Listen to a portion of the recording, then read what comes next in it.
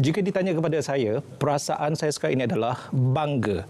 Sebabnya apa? Saya sudah pun berkhidmat sebagai pengacara Selamat Pagi Malaysia. Anak Sarawak yang pertama berada di kerusi Selamat Pagi Malaysia ini. Dan saya rasa tadi saya tanya Kamal, saya dah 12 tahun. Tapi dia kata bukan.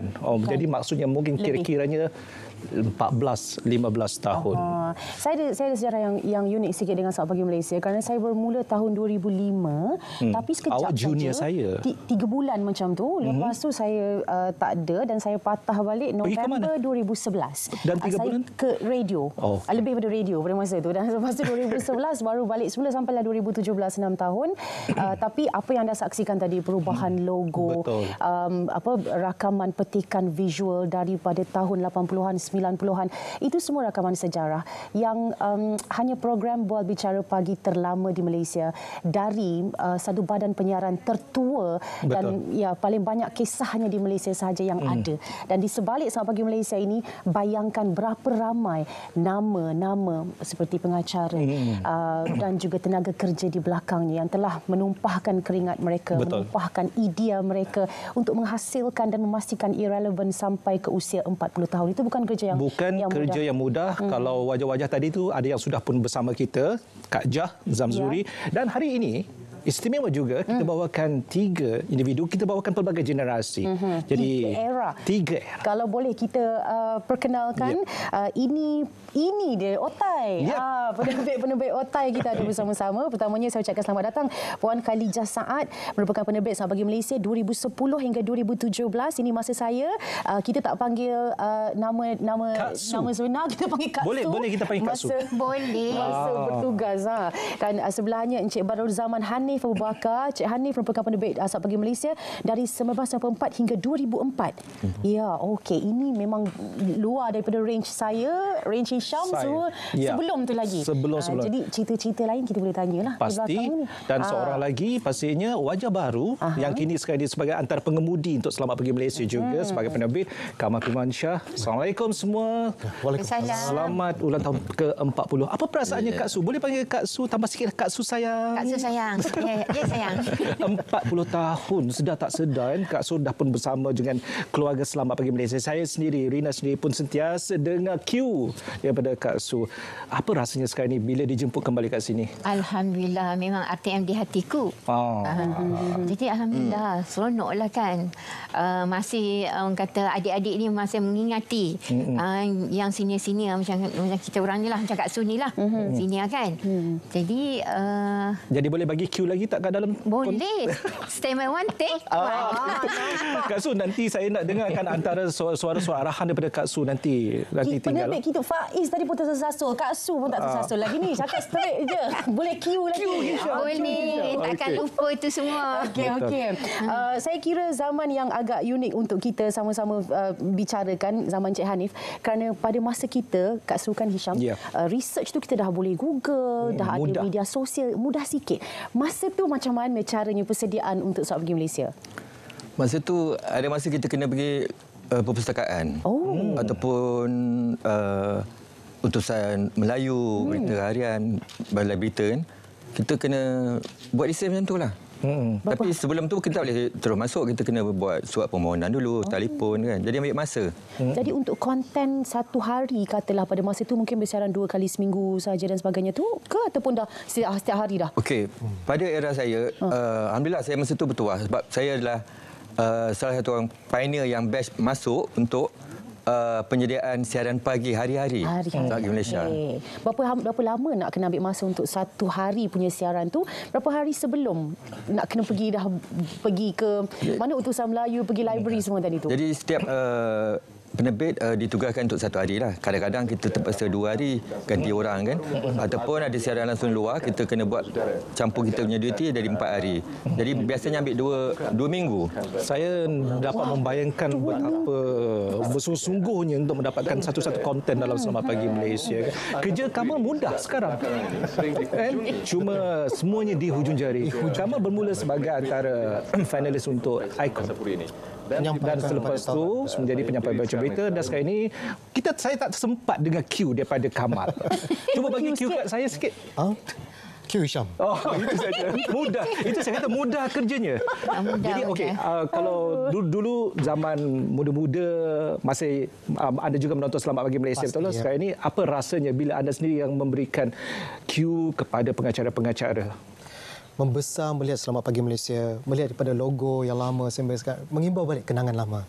Jadi bila tengok ketika ini berada dalam satu pasukan, teamwork bersama dengan Selamat Pagi Malaysia, satu rasa seperti juga Hisham, bangga. Jadi sebagai kiralah orang baru, sebagai penerbit baru di sini, betul, segalanya di hujung jari. Jadi untuk mencari maklumat dan sebagainya sangat mudah. Tetapi kesukaran yang kami alami ialah bila media lain misalnya dia bawa isu tersebut, kami kena bawa dengan sesegera yang boleh. Jadi apa yang perlu ialah mesyuarat sentiasa ada, mesyuarat untuk membincangkan hala tuju Selamat Pagi Malaysia. Jadi dengan ada editorial untuk memastikan okey, hari Isnin, Selasa, Rabu, Khamis apa isu yang kami nak bawakan.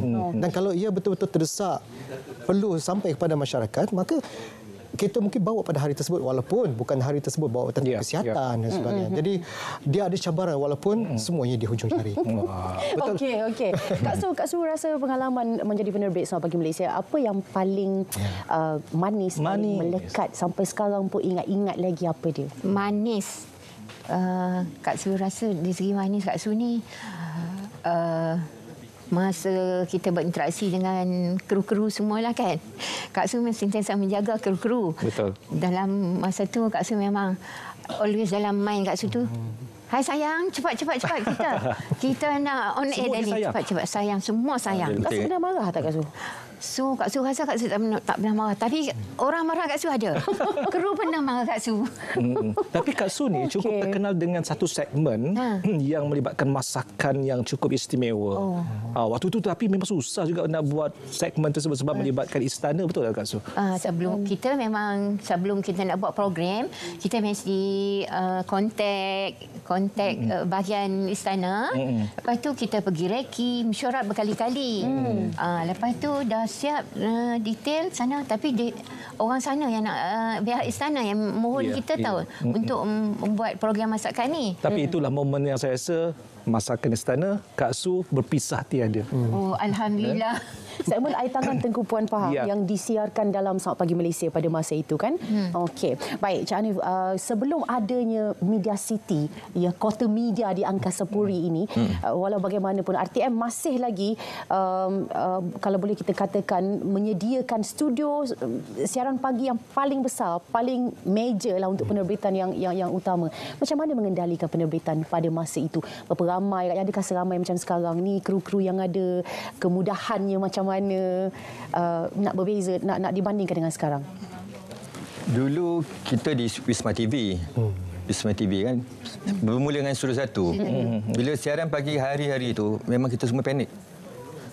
Kena pula saya rasa bulan puasa masa tu. Jadi start siaran 6 pagi, kita kena ada sana sebelum pukul 5 sebab persediaan semua kan. Jadi bila kita start je siaran habis dah imsak kan, kita tengok kat luar tu kan penuh dengan macam orang lepas pelarian kan. Air teh tarik tergantung, teh tarik tumpah kat sini sebab dalam kelang kabut kan. Tapi mula-mula lepas tu kita dah boleh dah biasa, dah tahu macam mana ini kita apa silap kita hari ni, esok kita betulkan. Apa silap ni super juga dari segi penggambaran. Sebab kita ramai yang baru masa tu, ada yang baru grad, ada yang daripada jurusan lain. Jadi kita alhamdulillah betul masa tu mendiang Datuk Dr. Bernard Maharat, kita punya bos executive producer. Jadi dia beri kita, dia tegur kita, dia bagi kita nasihat, guideline. Lepas tu kalau ada silap masa siaran tu, lepas siaran dia tegur dan dia perbetulkan. Postmortem tu. Perbetulkan. Dia kata kalau ini tak betul, okey, lain kali kamu buat ini macam. Ada tak masa Selamat Pagi Malaysia tidak bersiaran langsung? Rakaman ke ataupun ada sesuatu yang... Tak ada sebab kecuali kalau ada kematian yang agung ke ataupun ada lain. Tapi kita punya minda dilekatkan oleh bos kita dulu. Pantang ada black di TV. Walaupun satu frame. Betul. Itu bukan pantang penerbit saja. Kami pun takut. Dengar saja black kami akan berada dalam keadaan panik. Kamal, generasi muda, apa harapan awak untuk pastikan supaya Selamat Pagi Malaysia ini terus kekal relevan? Kita faham hari ini pesaing banyak di pelbagai platform. Tapi hari ini nak tak nak Selamat Pagi Malaysia itulah lambang kepada talk show di Malaysia ini. Jadi tugas anda lebih mencabar saya kira selepas ini.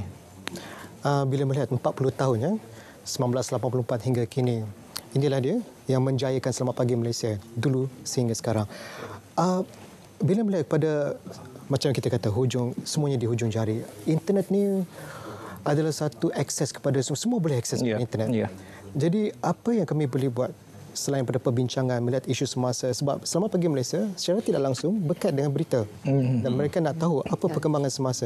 Dan kalau boleh program perlu mendapati dan ikut buat perincian tentang isu-isu tersebut, isu Palestin, politik maupun ekonomi. Jadi pelbagai perubahan telah pun dibuat dan pastinya dalam tempoh tahun ini banyak perubahan. Cuma harapan ialah kalau boleh nak mengubah persepsi masyarakat amat sukar. Perlu bagi peluang pada Selamat Pagi Malaysia, RTM, TV1, penonton di luar sana, beritahu saudara mara, beritahu rakan-rakan, datang tengok RTM. Baru ia pasti akan mengubah persepsi sebab terlalu banyak perubahan termasuk pengacara dia berbeza, penyampai berita dan sebagainya. Ditujukan pengacara berbeza dan berubah diterus tanda kepada kita berdua. Kalau tak ada yang lama, tidak ada yang baru. Kita harapkan lebih banyak masa untuk kita mengimbau banyak kenangan bersama-sama. Tapi macam inilah juga Selamat Pagi Malaysia daripada dulu sampai sekarang pun. Segmen kita memang ringkas, padat, kita bergerak dengan pantas. Dan kita harus mengakhirinya di sini. Segala yang berat kita akan cuba santaikan. Terima kasih banyak pada Kasu, pada Abang Hanif dan juga kepada Kamal. Selamat maju jaya, selamat tahun baru. Teruskan menabur budi dan juga idea-idea supaya Selamat Pagi Malaysia ini terus berkembang sebaiknya, insya-Allah. Saya nak beritahu ini adalah tali leher berlogokan Selamat Pagi Malaysia.